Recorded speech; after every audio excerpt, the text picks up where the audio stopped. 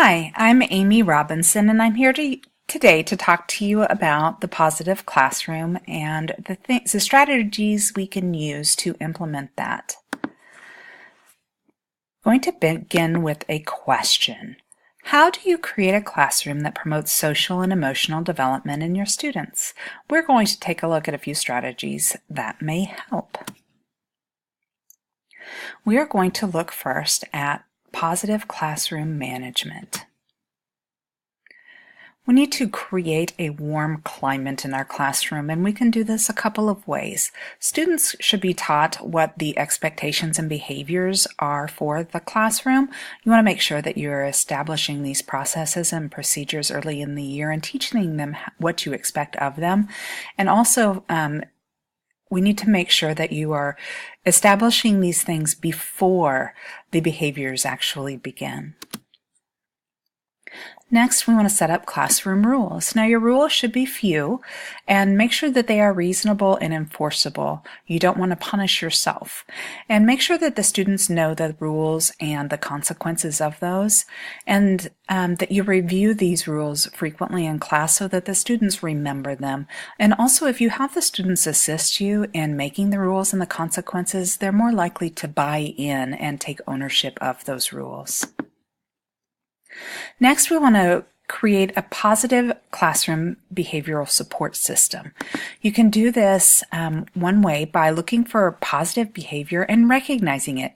Make sure you provide feedback more than you think is necessary to the children and to good behavior. Be specific and immediate and clear about the behaviors that are positive and what you want to enforce in the classroom. They recommend that you say 5 positive things about each student each day. And elementary students love to be praised in public and in front of their peers, so that's a great way to point out positive behavior that you want to see in your students.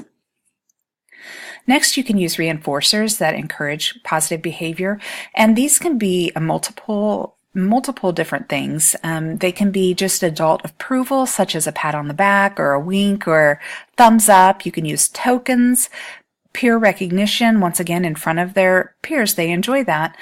Privileges such as extra time at recess or more free choice or maybe listening to music in the classroom. There can be activities that they enjoy doing or playing a game. Maybe even going to the park. Another one could be consumables or tangibles, whether it's a little trinket or a toy or an extra snack or piece of candy. A token economy is a great way in the classroom to use positive reinforcement. It can be done on an individual basis. If you have just a single individual that has some behaviors that you are trying to tackle, you can use a token economy with them. You can also use it for the whole class and get them the whole class involved in the positive behavior and giving them an entire class prize, maybe longer recess or popsicles for snack. Some principles to help change inappropriate behavior would be to make sure you're not using threats, that you are speaking in a kind tone and not a loud voice.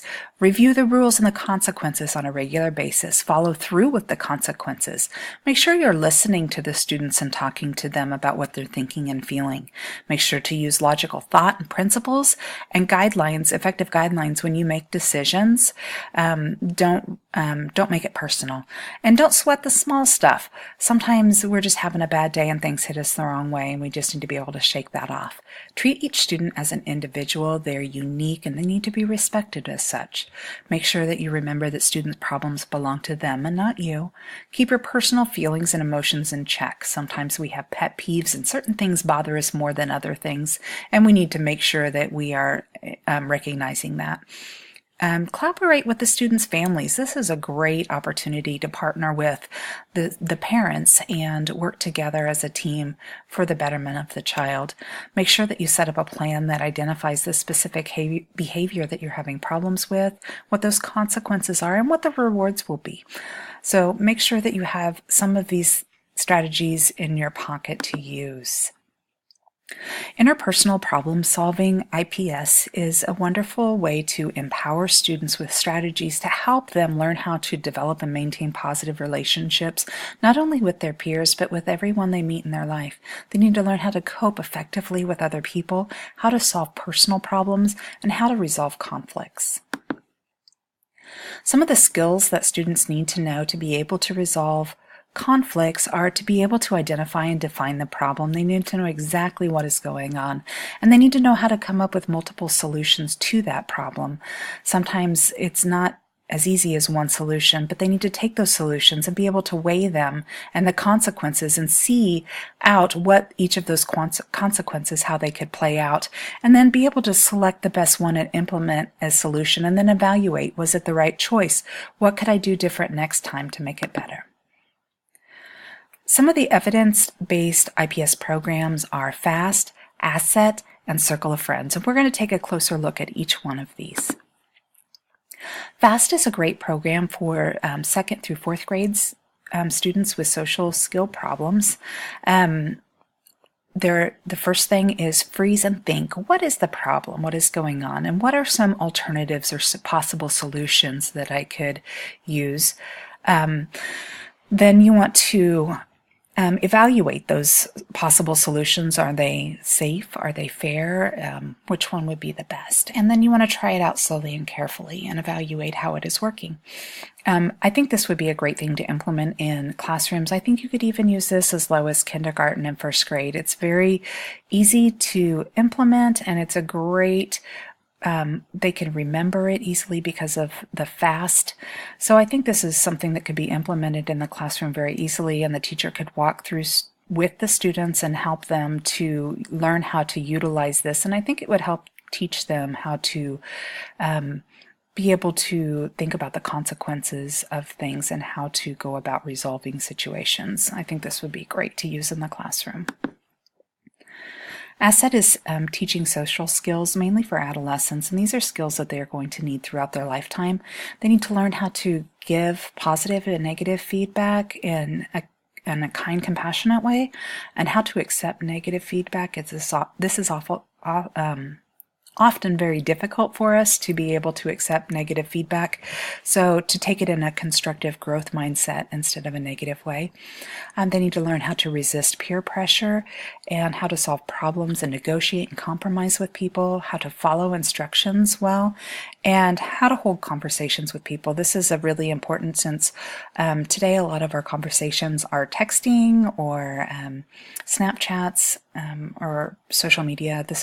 We definitely need to teach children how to have a face-to-face conversation with someone.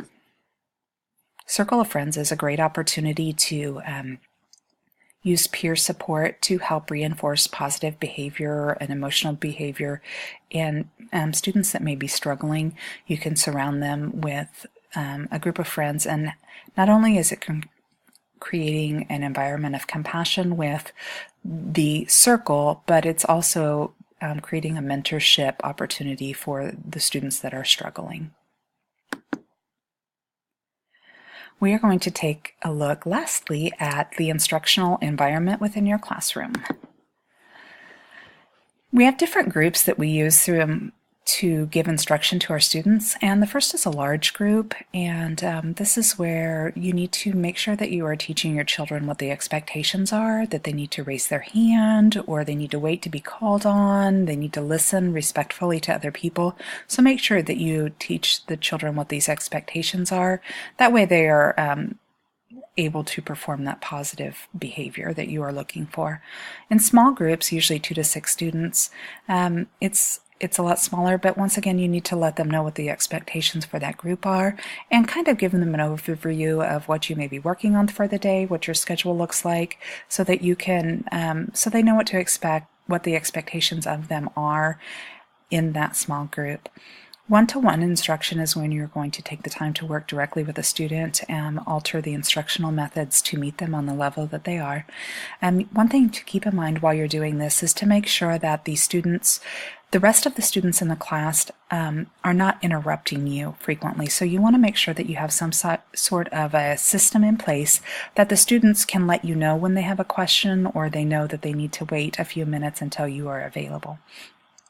Another group is independent learning, and this is when the students are practicing these skills that you have taught them, maybe in a large group, and they're working on their own. This will be a great time to minimize distractions and maybe have music playing in the classroom to help them to be able to focus on what they are practicing. Cooperative learning is when the students work in small groups together.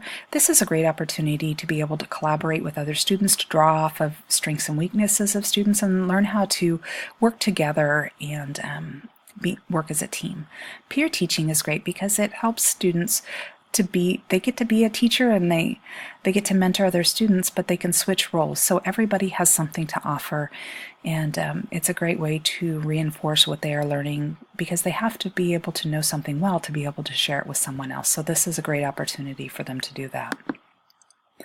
Lastly, we are going to look at the environment, the physical arrangement and layout of the classroom. Make sure that you have the areas separated well for your large group, small group, maybe a little library reading corner or a cool down area. Make sure that it's an easy flow of the room, easy to get in and out of, the aisles are clear.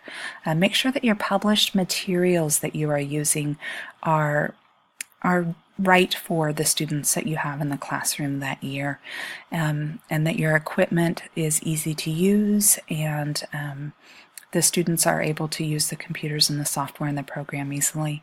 If you are developing supplemental materials, you want to make sure that those are once again matching and the students' needs on an individual level. Organization, it's really important to keep your classroom organized and clean, and not only that you have your resources close at hand when you need them, whether you're in large group or small group, but also that the students can find what they need in a quick manner. Scheduling is really important because you need to have flow throughout your day. It needs to be predictable. The students need to know what's going on, and it also helps because we need to keep in mind that we have just a small amount of time to spend each day with these students, and we need to make sure that we're making the most of this time and getting the biggest bang for our buck.